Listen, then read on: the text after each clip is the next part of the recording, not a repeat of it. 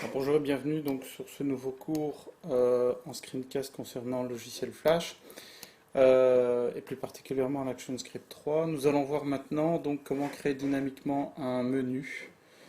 Donc voilà mon menu qui est composé ici de trois boutons et ce menu va venir charger des images. Voilà. Donc on a deux images de cheerleader. En plus ces images se redimensionne par rapport à la taille de ma fenêtre. Donc il y a deux images de cheerleader et pour les demoiselles de jolis Chip 'n Dale. Voilà, donc je vais fermer mon film Flash. Alors dans mon dossier, j'ai gardé le dossier GS, donc le dossier TwinMax, parce que nous allons un peu animer les boutons donc avec TwinMax et nos trois images, Chip 'n Dale, Gulf Eye et Livingstone. Vous trouvez ça donc en téléchargement sur le screencast. Alors, on va commencer. Donc, on va créer un nouveau fichier en AS3. Voilà. La taille du fichier n'importe peu ici puisqu'on va faire du plein écran et la cadence d'image non plus puisqu'on va travailler de toute façon de manière dynamique. Alors ce qu'on va faire, on va tracer donc un premier bouton.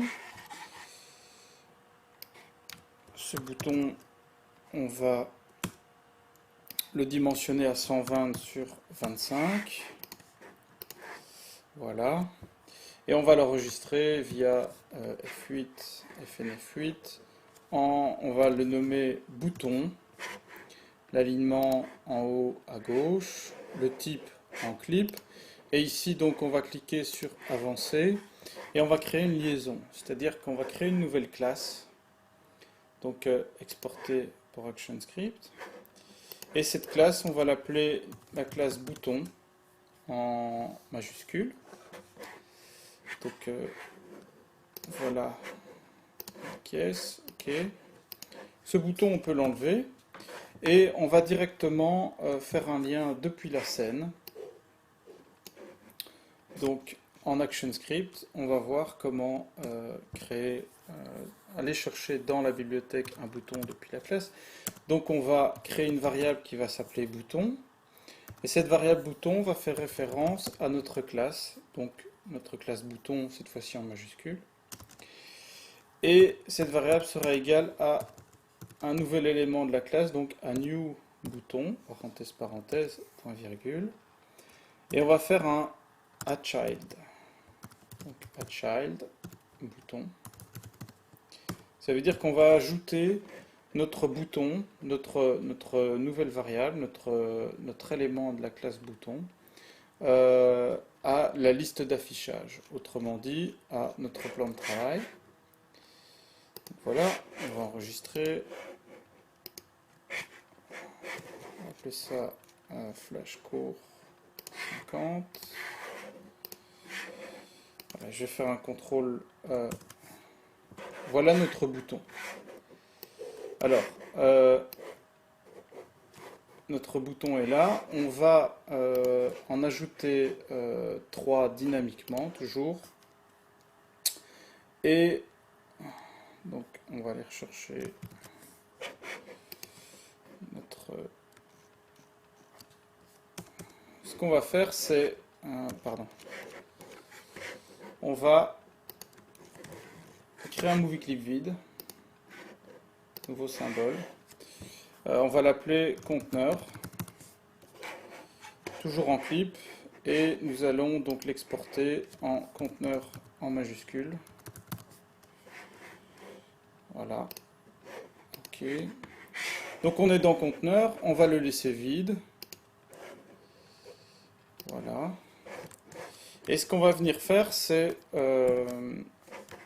venir copier des boutons à l'intérieur de ce conteneur.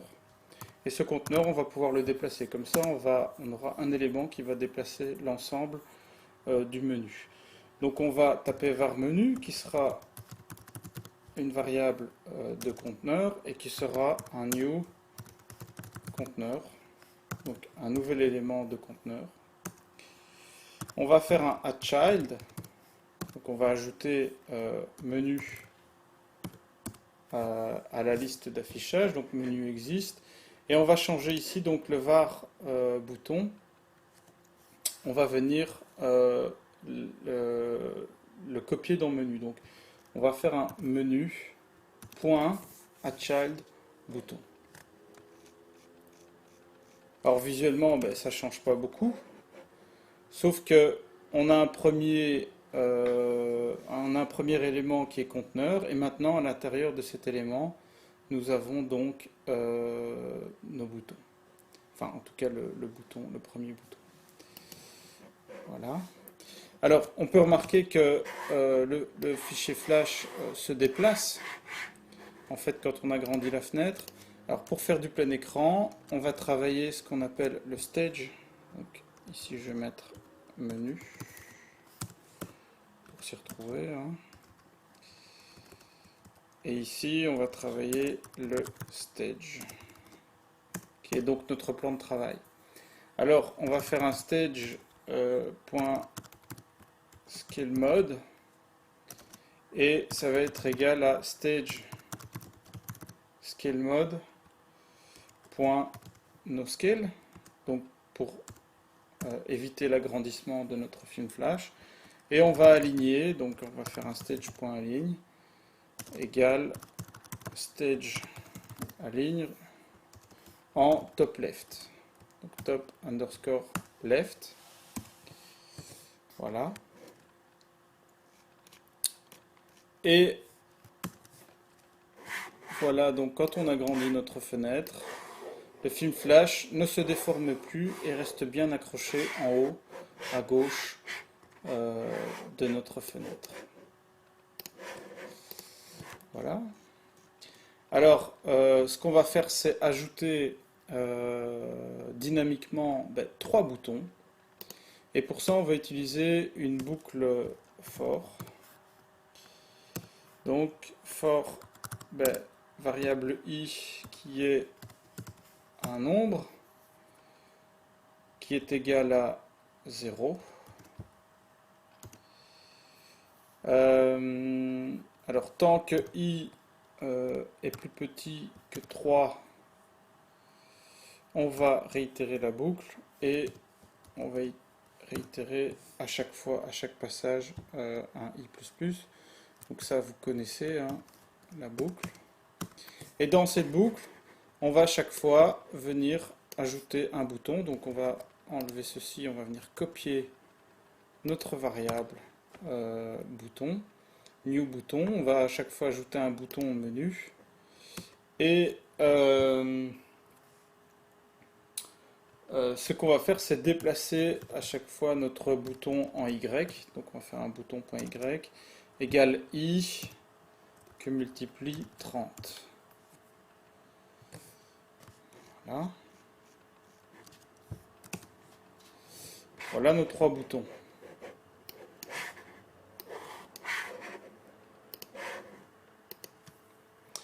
Alors, ce qu'on va faire, c'est que le menu, on va le déplacer.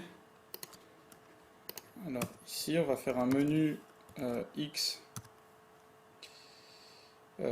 égale 50 et un menu Y, menu.Y égale 50. Voilà. Donc, on a déplacé notre menu, notre conteneur dans lequel se trouvent nos boutons de 50 pixels en X et en Y. C'est pour ça qu'il se trouve là. Voilà. Et on va ajouter un texte à notre bouton. Et pour ça, on va faire un var.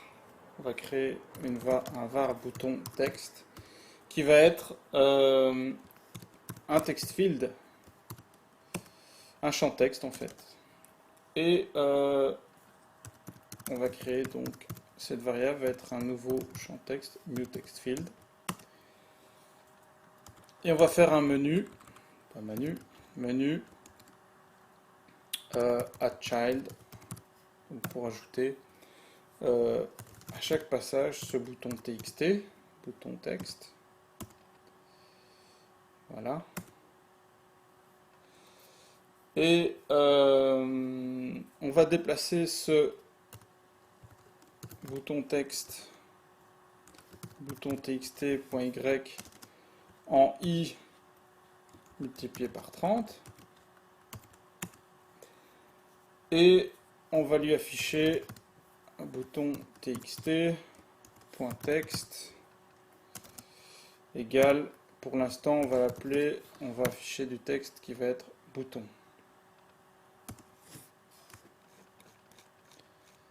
Voilà. Voilà notre bouton et notre texte.